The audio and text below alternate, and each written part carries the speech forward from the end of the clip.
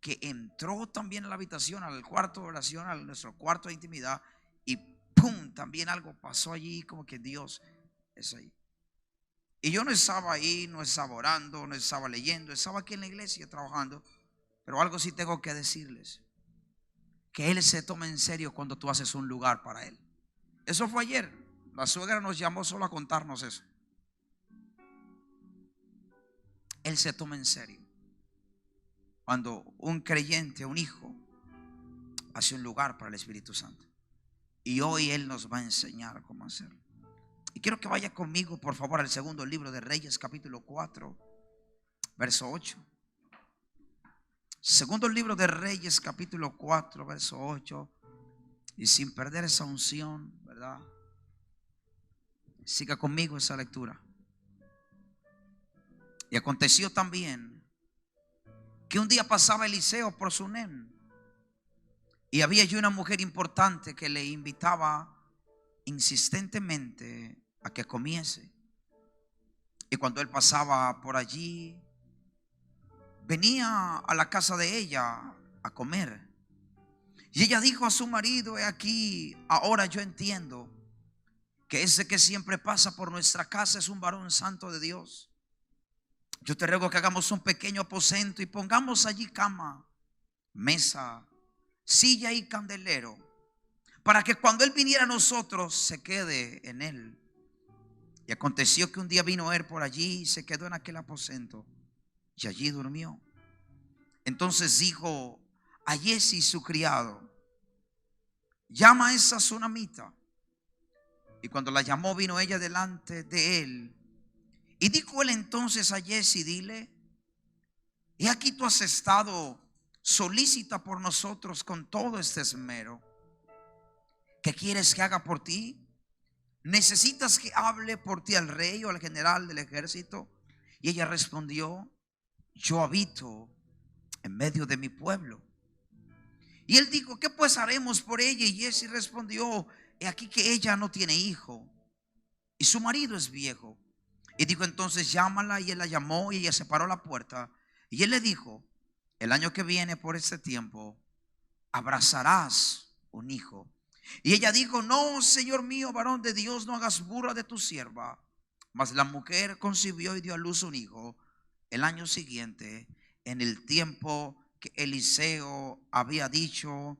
Amén y amén. Puede tomar su lugar. Voy a leer un segundo verso.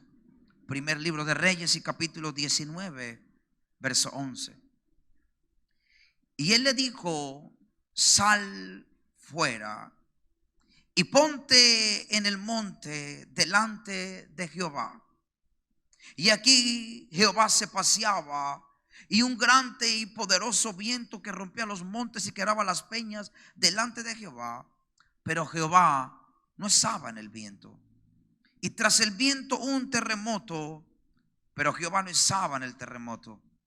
Y tras el terremoto un fuego, pero Jehová no estaba en el fuego. Y tras el fuego un silbo apacible y delicado. Y cuando lo oyó Elías, cubrió su rostro con su manto y salió y se puso a la puerta de la cueva. Y aquí vino a él una voz diciendo: ¿qué haces aquí, Elías? Amén. Pastor, esos dos versos: Elías siendo perseguido por Jezabel en la cueva, escondido, queriendo morir, dice, a causa de una amenaza que esa mujer hizo en su contra. Pero primero nos leíse el pasaje en que una mujer sunamita de la región de Sunem hizo un lugar para un profeta, y hizo que los milagros que no había visto en su vida se empezaran a soltar para ella. Y voy a hablarte de estos dos versos porque te voy a mostrar la relación que tienen en el Espíritu. Permíteme tomar el primer capítulo del segundo libro de Reyes y capítulo 4, cuando habla de la sunamita. Y quiero hablarles hoy de ese lugar espiritual secreto que como hijos de Dios, creyentes e hijos de esta casa, cada uno en particular tendría que tener.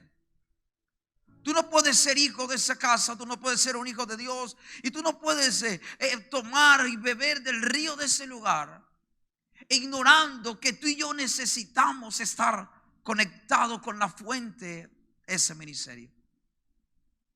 Y permíteme por los próximos minutos no solo hablarte un poco de teología, sino abrir el corazón para que puedas recibir todo lo que el Espíritu Santo esa noche quiere sembrar dentro de ti.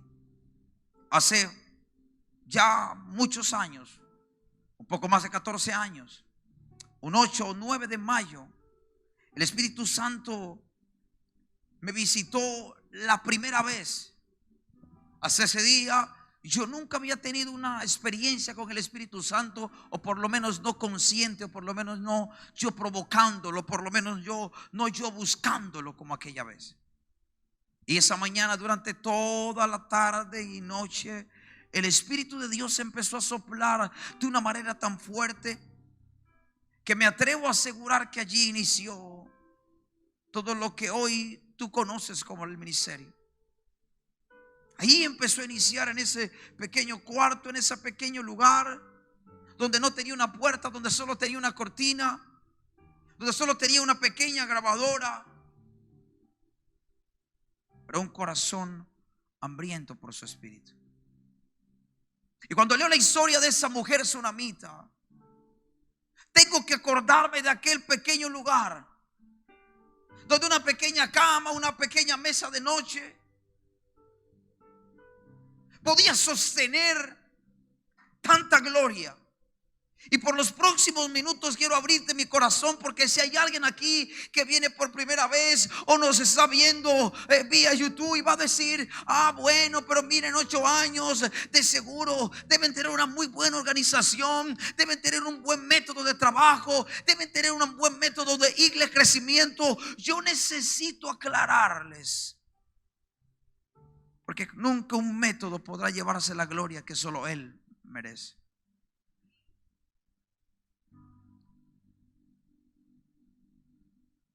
Lo que pasó con la tsunamita fue que ella hizo un lugar. Diga conmigo: un lugar. Vamos, dígalo más fuerte: un lugar. Para que el profeta, el hombre de Dios, cada vez que pasara por su país, por su pueblo y su ciudad, ya no pagara un hotel, ya no se quedara en un hostal la noche, los días que iba a predicar allí en Sunem, sino que se quedara en su pequeña casa. A lo mejor no tenía mucha comodidad, pero ella buscó las mayores comodidades para que el hombre de Dios se sintiera en casa.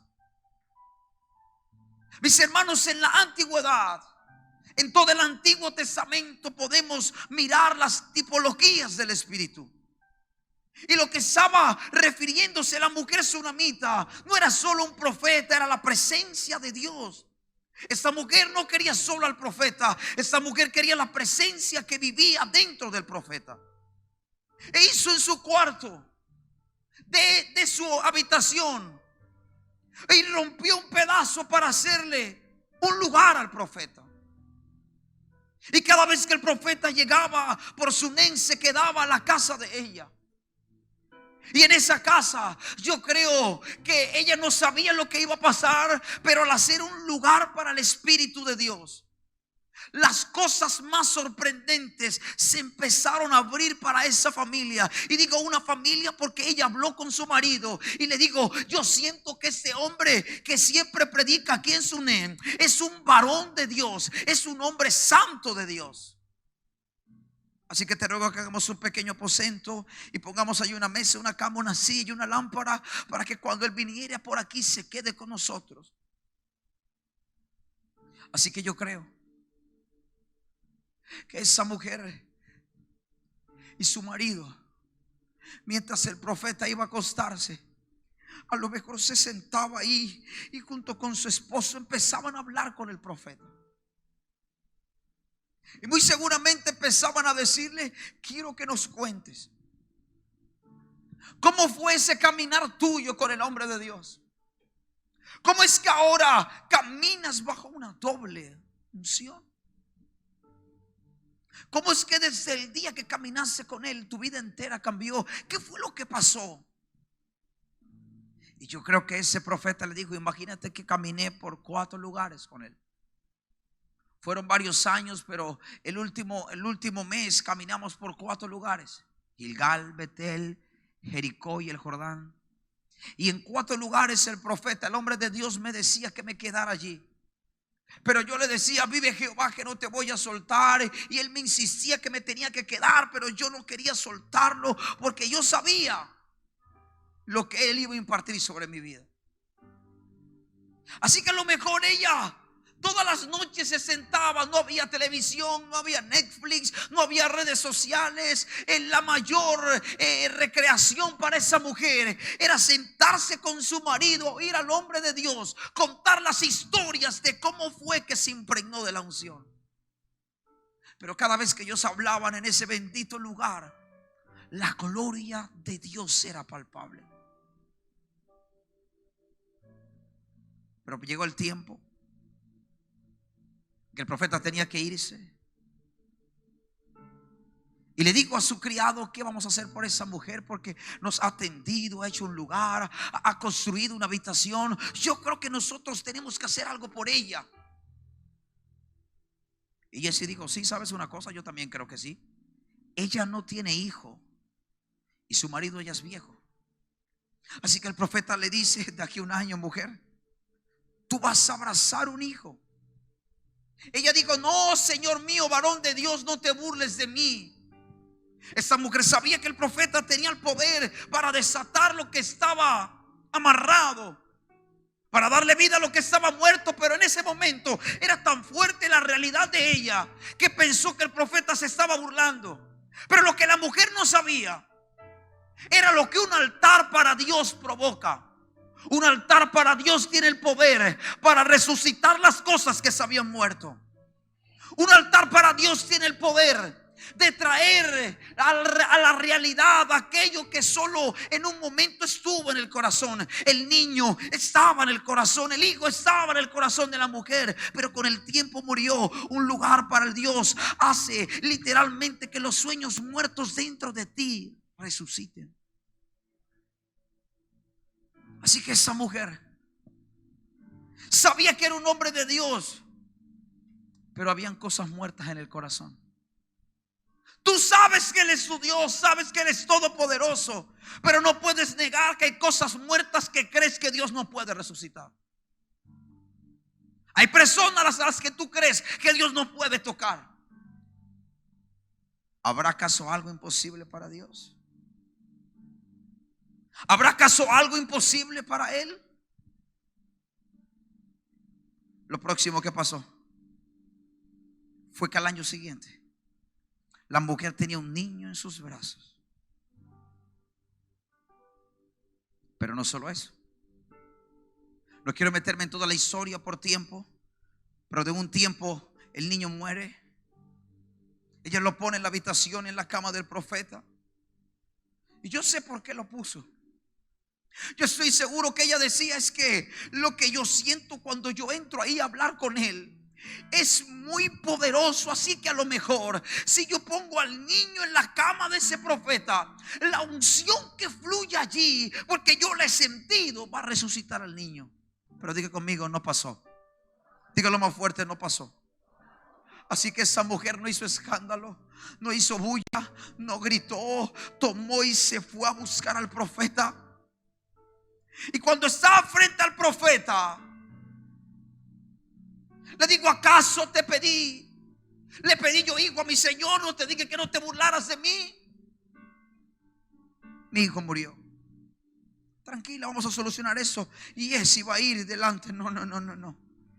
Entonces la mujer saca un as bajo la manga y le dice: vive Jehová y vive mi alma, que no te voy a soltar. Yo no me voy de aquí sino contigo. Yo no camino si tú no vas conmigo. Yo no te suelto si no vas al lugar que yo preparé para ti. Y respondes por aquello que algún día tú me dijiste que iba a ser mío. Y usted sabe lo que pasó más adelante. Cuando el profeta llega, el niño resucita. Pero llegó un tiempo difícil. vino hambre sobre la tierra. Digo conmigo, vino hambre sobre la tierra. Y de repente el profeta había muerto. Solo quedó el criado del profeta, Jesse. Y en ese momento la mujer se va de la ciudad de Sunem. Pero 7 años más tarde ella decide regresar a recuperar su tierra, a recuperar su casa, a recuperar sus animalitos. Pero cuando llega y va a pedirle a ese juez que por favor, a ese rey que por favor le devuelva lo que era de ella, ese justo el rey estaba sentado en la mesa hablando con el criado del varón de Dios. Y él estaba compartiendo cómo fue que esa mujer recibió un milagro de resurrección y que la había visto con sus ojos. Y de repente la mujer viene entrando y él dice: allí viene la mujer y el niño que el profeta resucitó. En ese momento el rey les manda a llamar y le dice: ¿es verdad eso que este hombre de Dios me está contando? ¿Es verdad que él lo que me está diciendo es cierto? Que ese tu hijo había muerto, pero por una palabra, por la intervención del profeta, ese niño que había muerto resucitó. Y la mujer dijo: es verdad, es cierto, eso pasó. Y ese es mi hijo que había muerto. En ese momento el rey dice: yo voy a ordenar que a esa mujer le entreguen todo lo que la tierra les produjo durante esos 7 años. Devuélvanle todo lo que era de ella y lo producido en esos 7 años. Y yo me di cuenta de 3 cosas que la mujer no buscó. Diga conmigo, 3 cosas que la mujer no buscó. Lo primero, nunca buscó que el profeta le hiciera un milagro. Hoy hay gente que busca a Dios por el milagro que Dios puede hacer. La segunda cosa que la mujer nunca buscó fue que el profeta le resucitara el milagro cuando se le muere. Escuche bien, escuche bien. Hay momentos que Dios te hace un milagro, pero hay momentos en que por tu loca manera de actuar matas el milagro. Se lo voy a explicar así. Hay momentos en que el empleo que le estás pidiendo al Señor, el Señor te lo suelta, pero por tu poco discernimiento lo pierdes porque lo pusiste primero que Él. Pero sin embargo, cuando el niño muere, el profeta lo resucita. La tercera cosa que ella no pidió fue ser guardada de los momentos de prueba. Pero el profeta le dice: vete tú y vete a tu casa, vete con tu marido, vete con tu hijo, porque Dios ha llamado hambre sobre esta tierra. Y la mujer se va, pero 7 años más tarde vuelve y ya el profeta murió. Pero el eco de que el lugar que la mujer hizo para el profeta todavía seguía en la atmósfera de Sunem. Hay una mujer que ya no vive aquí. Hay una mujer que se conoce como la Sunamita. Pero esa mujer hizo algo que ninguna persona en ese pueblo había hecho. Ella le hizo un lugar al profeta y el profeta le dio un hijo. El profeta representa la presencia de Dios. Pero tú nunca puedes ir a buscar a Dios por los beneficios que Él te pueda dar. Y aquí voy a empezar a predicar. Lo que tú dijiste, yo no sabía lo que ibas a hablar ni lo que ibas a decir aquí. Solo te pedí que contaras tu experiencia. Pero eso que dijiste, que lo trajiste a memoria cuando te he dicho, fue tremendo. Pero me costó bajar el mensaje. Me costó meter en el corazón la gente la palabra. Y pasa en muchos lugares. Pasa como que hay resistencia al espíritu. Y una vez en una isla, creo que algunos de ustedes me acompañaron a ministrar. Me fui con los músicos. Me invitaron a un congreso del Espíritu Santo y me fui con ellos y fuimos a ministrar. Pero ese día en la atmósfera estaba como un poquito, y eso no.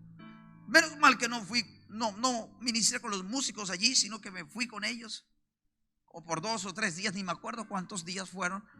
Pero esa primera noche yo sentí la atmósfera me fue tan difícil ministrar. De hecho, llamamos a un grupo para que recibiera algo de Dios. Y cuando ministré en ese grupo no pasó nada, pero detrás, ¡pum!, un montón de gente cayó. Y yo dije, es como una unción rebote.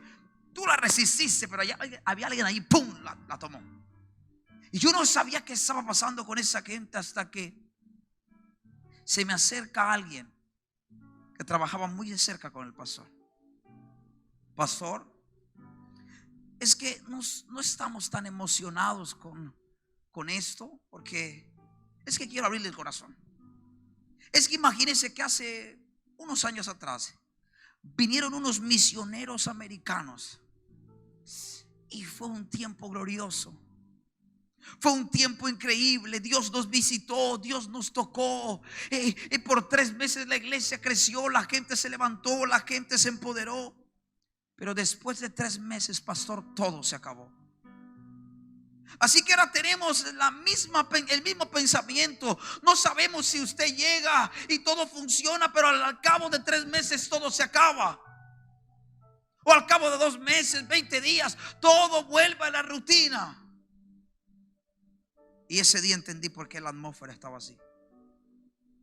Porque la iglesia solo quería resultados, no quería el Espíritu Santo. Pero esa tsunamita, ella no le hizo un lugar para que Dios le diera un hijo, o para que el profeta le profetizara un hijo. Pues cuando él le preguntó ¿qué necesitas?, ella dijo: yo habito en medio de mi pueblo, yo no necesito nada. Pero me gusta el corazón que sabe que de pronto necesita algo, pero jamás usará la comunión como método para conseguirlo. Y yo entendí ese día, claro, es que ellos necesitan resultados. Y si no hay resultados se frustran, pero no lo quieren a él. ¿Qué es lo que estás buscando? ¿Un resultado? ¿Un milagro? ¿Una restauración? ¿Un beneficio? ¿O todo lo que quieres es él? Y en ese pequeño lugar, esa tsunamita recibió las 3 cosas más grandes en su vida: su hijo que no tenía, el tiempo de guardar en el momento de crisis su casa y su familia del hambre que vino sobre la tierra. Y lo tercero, restitución después que toda la tierra quedó seca. Su casa, su tierra produjo lo que otros no producían. Y ahí quiero llegar. Esa es la razón por la que otros no producen, porque solo lo buscamos por un resultado, no lo buscamos por lo que él es. Y permíteme decirte algo con todo el corazón: el Espíritu Santo nunca ha estado en descuento, ni lo estará. Él no va a ceder a una relación de conveniencia, él va a ceder a una relación de pacto. En la Biblia, muchos hombres, muchos patriarcas, muchos hombres de Dios que caminaron con él. Miren, yo les puedo decir, entre más camino con él, más me enamoro de él. Ayer, mi esposa no me deja mentir, estaba con unos discípulos y nos invitaron a comer algo ahí, pero fue de repente, no fue algo planeado. Estamos aquí, vamos rápido mientras decoramos esto. Y nos fuimos. Y les estaba contando algo allí. Y de mi boca salió: es que yo todavía no entiendo por qué me defiende tanto el Señor. Le dije, estaba contándole algo ahí, algo necio. Pero de mi boca salió: es que yo no entiendo ¿por qué como que se levanta a defenderme? Me hace sentir especial y amado eso, pero yo no entiendo por qué lo hace. Y cuando dije eso, me quedé callado, comiéndome mi alimento, y de repente su voz cerca de mi oído y me dijo: porque eres mi amigo. Yo no dije nada. Yo me quedé como teso, escuchando, digiriendo lo que me estaba diciendo. Y cuando veníamos de regreso, me tocó decirle lo que en ese momento él me había dicho. Y yo entendí algo. Él defiende a sus amigos. Y eso es lo que yo quiero hoy ministrar al corazón en esa celebración de 8 años con él. La verdadera relación no es la que muestras en redes sociales, no es la que escribes en los muros de tu Facebook, No es la que dice tener con un suéter, una camiseta, con una manilla que diga él es mi mejor amigo, o con un... No, no, no, no, no. La relación más hermosa, la relación más genuina, es cuando nadie está. Si alguno de mis coquines del cuarto de oración pudiera hablar, predicarían mejor que yo esta noche. Cuando nada vale.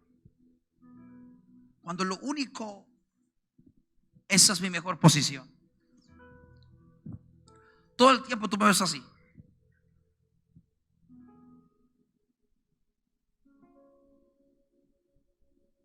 ¿Saben por qué?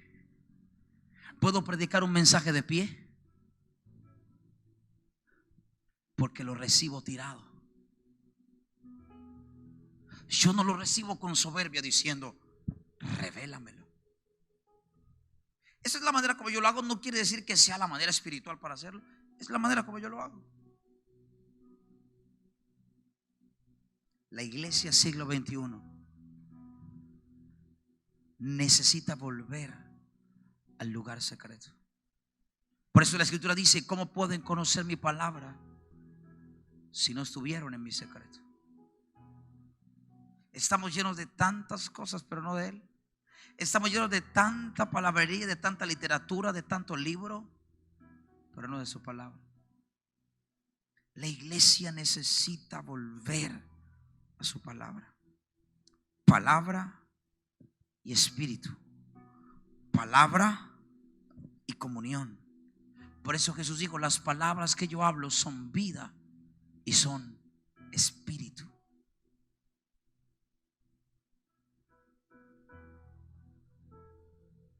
Pero en ese lugar, 14, 15 años atrás,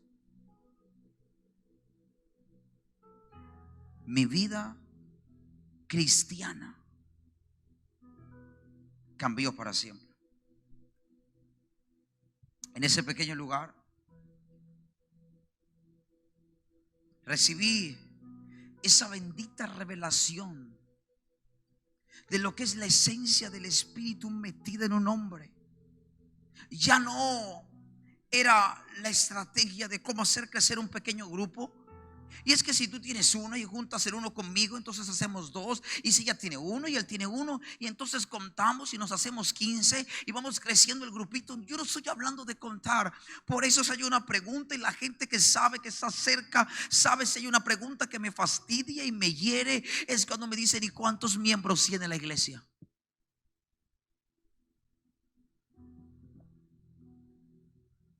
Es que eres más grande si hay 500. ¿Eres más santo si hay 1000? Yo siempre respondo, no sé. Yo no los cuento.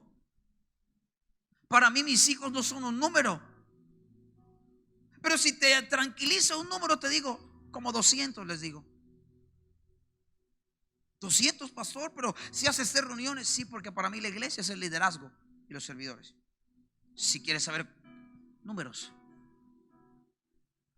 Pero hoy estamos enfocados por los números que se ven y se nos ha olvidado la esencia que no se ve, pero se puede palpar, se puede sentir, se puede oler.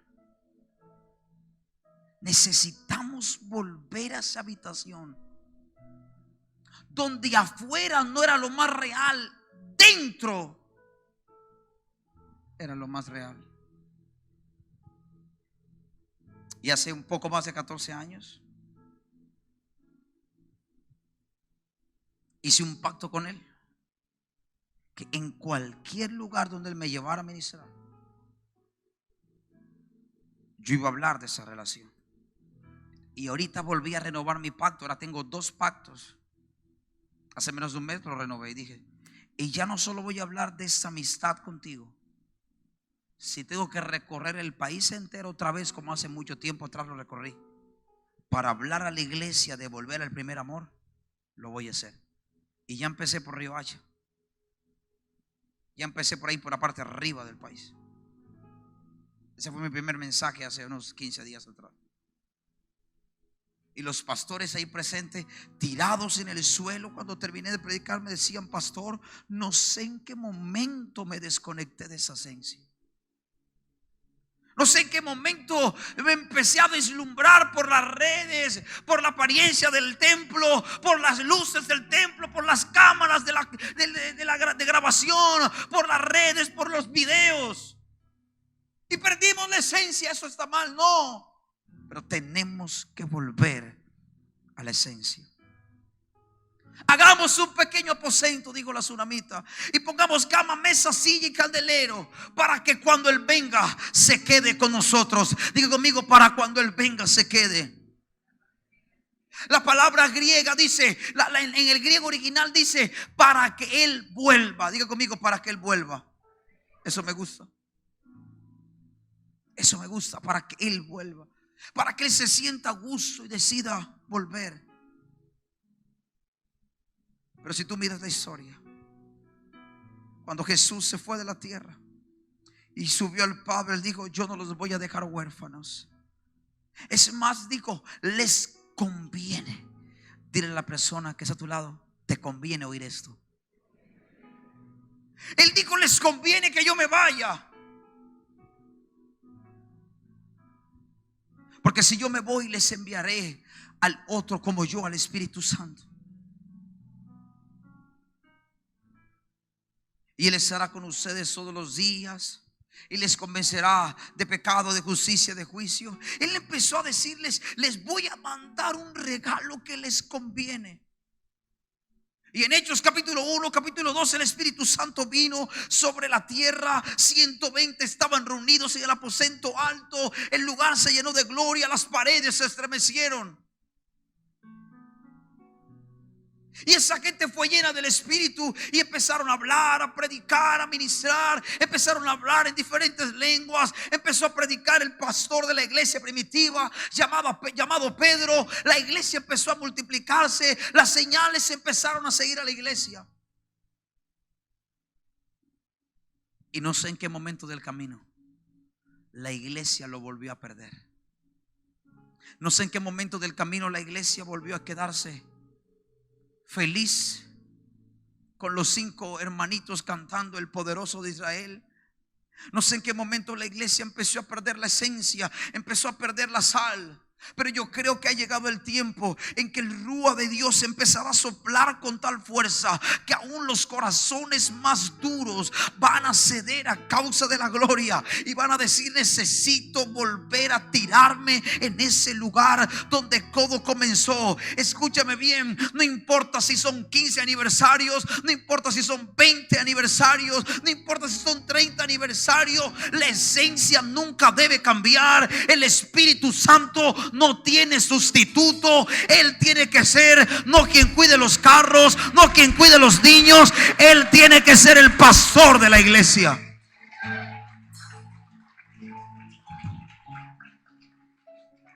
Diga conmigo: Él es el pastor de la iglesia. Dígalo más fuerte: Él es el pastor de la iglesia. Saben, un día le preguntaron a uno de los hombres más sobresalientes del último siglo, Billy Graham.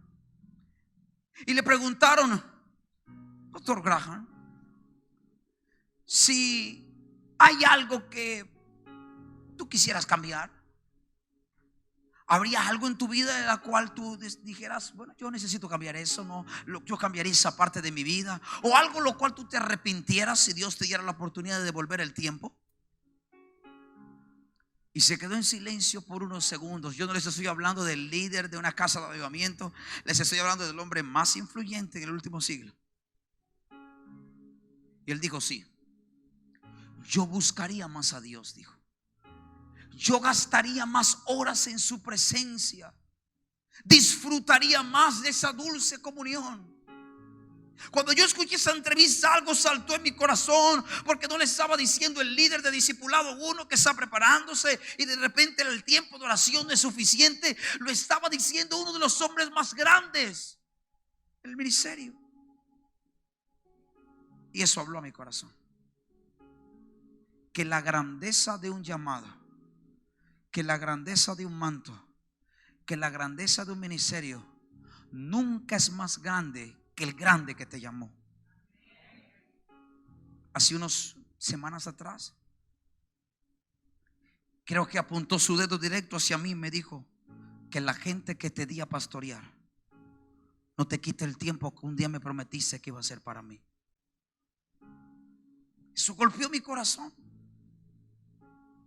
A veces estamos tan envueltos haciendo la obra que descuidamos al dueño y Señor de la obra. Desde el Génesis, desde Adán, el primer hombre que Dios forma ahí con el polvo de la tierra y lo forma y le da diseño. Y de repente, cuando ya tiene el muñequito armado, formado, Dios decide soplar sobre Adán. Y entonces, cuando Adán ya tiene forma y Dios sopla sobre Adán, entonces Adán es un ser viviente, porque el Rúa sopló sobre Adán. Y si volvemos a las palabras de Cristo, cuando Él dijo: ven acá, es que les conviene a ustedes que yo me vaya. Tendríamos que preguntarle a ciertos hombres de la Biblia: ¿por qué razón la palabra conviene? Si yo te digo que te conviene algo, es porque seguramente es algo mejor que lo que ya tiene. Entonces, ¿sí me hago entender? Y sabe que en parte sí era mejor, porque Jesús estaba limitado a un cuerpo, pero el Espíritu Santo vive en el tuyo. Y si le preguntáramos a los hombres de la Biblia: ven acá, Adán, ¿por qué nos dice que Jesús que nos conviene? ¿Por qué tú crees el primer hombre? ¿Qué fue lo que Jesús quiso decir? Y él te diría: yo sí sé qué significa eso de que te conviene. Es que cuando Dios me forma, yo no tenía conciencia de nada hasta que Él hizo y sopló sobre mí. Justo cuando sopló sobre mí y yo abro mis ojos, lo primero que yo veo es al Rúa de Dios frente a mí. Si sigues leyendo en la Biblia y le preguntas a aquel viejito llamado Abraham: ¿por qué será que nos conviene? Entonces Abraham te diría: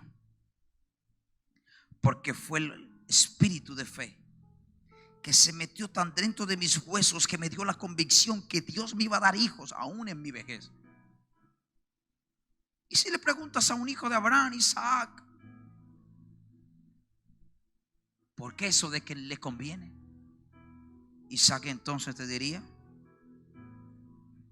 porque fue aquel que me guió a sembrar en una tierra que estaba muerta. Y cuando empecé a sembrar, al mismo tiempo empecé a fructificar. Fue aquel que me enseñó a abrir los pozos cerrados y al mismo tiempo empezar a ver ríos, brotes de agua viva fluyendo en lo que hacía. Si le preguntas a Juan el Bautista: ¿por qué tuviste a Jesús cara a cara? ¿Por qué fue que Él dijo que nos convenía? Y Juan te diría: te voy a contar un secreto. Yo estaba en el Jordán ese día bautizando como cualquier día, y de repente se me acerca. Yo sabía quién era y me pide que lo bautice. Yo no quería bautizarle, porque aunque nos conocemos desde el vientre, yo sabía delante de quién estaba. Pero él me insistió que tenía que hacerlo. Justo cuando lo hice, dice Juan, yo vi al Espíritu Santo descender sobre él. Yo vi como el cielo hizo un estruendo. Y yo sé, porque yo lo conozco desde que estábamos en el vientre, pero desde ese día Jesús no fue el mismo. Algo diferente estaba en él. Su predicación fue diferente, su mensaje fue diferente. Los milagros empezaron a acontecer, los panes empezaron a multiplicar, los peces empezaron a multiplicar, la gente se empezó a sanar. Pero yo sé que pasó desde ese día, diría Juan. Y si le preguntaras a Jesús, él diría: yo voy a tomar las palabras de Juan. ¿Sabe por qué dije me conviene? ¿Sabe por qué dije te conviene? Porque el día que vino sobre mi vida me llevó a sostenerme en esa bendita cruz, esa relación con la persona del Espíritu Santo. Sin Él sería imposible ir a la cruz. Y después de más de 15 años, me puedes preguntar entonces: pastor, Y ya entendiste en tu espíritu por qué dijo Jesús que te conviene. Y te digo sí. Porque alguien que estaba destinado a fracasar, como lo dijo un profesor de matemática en sexto, primero de bachillerato, es que con esos ejercicios y con esa calificación que sacaste, con ese entusiasmo con que hiciste el ejercicio, tú no vas a llegar a ningún lado en la vida. Y esas palabras hicieron eco en mi corazón. Y todo el tiempo yo me recordaba las palabras del maestro. Así que yo te aseguro que si el Espíritu Santo no se hubiese metido en mi vida, yo no sé qué sería de mí. Alguien que estaba destinado a ser alguien del montón. Fracasar en la vida, fracasar en el matrimonio, fracasar en la familia. Yo entendí qué es lo que me conviene. Yo entendí qué es lo que significa cuando Jesús dice: te conviene que yo me vaya. Porque cuando el Espíritu Santo vino sobre mí, Él le dio forma, identidad y destino a mi vida. Pero ese 9 de mayo, que fue desde la madrugada y toda la mañana, no estaba tan bonito como está ese cuarto hoy. Pero allí empezó todo. Esa santa necedad por conocer al Espíritu Santo. Así que le preguntaba a la gente que ya había crecido un poco más con Jesús, que me explicaran, pero ellos no sabían explicarme, hasta que a alguien se le ocurrió la brillante idea y me dijo: ¿sabes algo? Yo no sé cómo explicarte, por eso te voy a dar un libro, pero es prestado y tú lo vas a leer. Ese libro te va a aclarar mucho. Yo dije: está bien, está bien. Así que ese domingo, después del servicio, debajo de un árbol a las 12:30 de la tarde, ella saca de su bolsa un libro y me dice: ese es el libro. Era un libro bastante viejo. Sus hojitas estaban amarillas. No era muy grande, tal vez así. Pero cuando lo vi, yo quedé atraído por eso. Estaba muy viejo. Sus hojas ahí todas averiadas, la pasta un poco mal trajeada, pero tenía un título en letras azules que decía: buenos días, Espíritu Santo. ¿Saben qué hice ese día? Me fui corriendo a la casa. Si ese libro me va a sacar de mi duda, yo quiero leerlo. ¿Cómo así que tú me dices que Él es Dios, pero que Él es Padre, Hijo y Espíritu, y que hay tres, pero los tres son uno, pero que tienen voluntad diferente, porque el Espíritu reparte dones en su voluntad, pero que también se ponen de acuerdo? Espérate, yo no entiendo. ¿Cómo es eso de que son tres personas pero se fusionan en un solo Dios? Así que si ese libro iba a aclarar mis dudas que nadie podía aclararme, yo tenía que ir corriendo a leerlo. Entonces yo estaba leyendo las primeras hojitas. No sé si hay una copia de ese por aquí. No, creo que no está.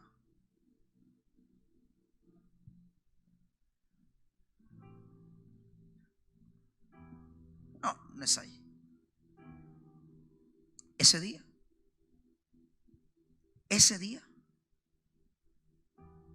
que empecé a inquietarme por esto, parece como que algo en el cielo se hubiese abierto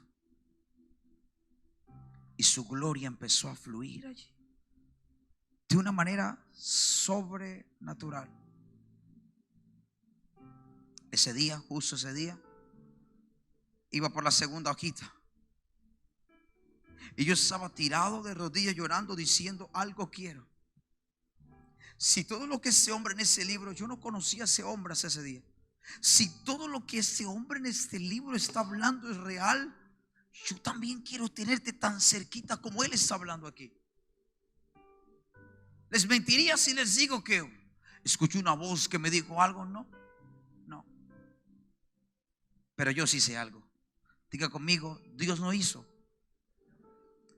Porque a veces nuestras historias tienen algo de que Dios hizo. No. Ese día yo hice un pacto con Él. Y desde ese día, cuando empecé a leer esas palabras de ese predicador, que en ese tiempo no era muy conocido, yo hice un pacto con él.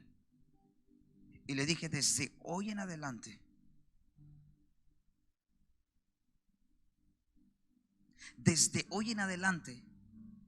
no va a pasar un día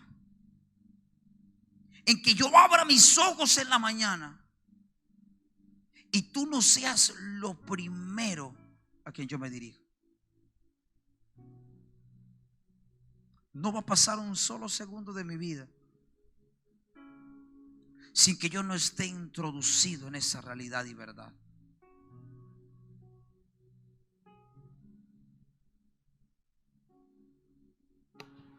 Ese día él se convirtió en la primera cita de la mañana, la más importante, para ser un poco más franco y sincero. Y no solo la más importante, se convirtió en la cita más esperada, más anhelada, más deseada. Antes de que salga el sol, antes que comience el día.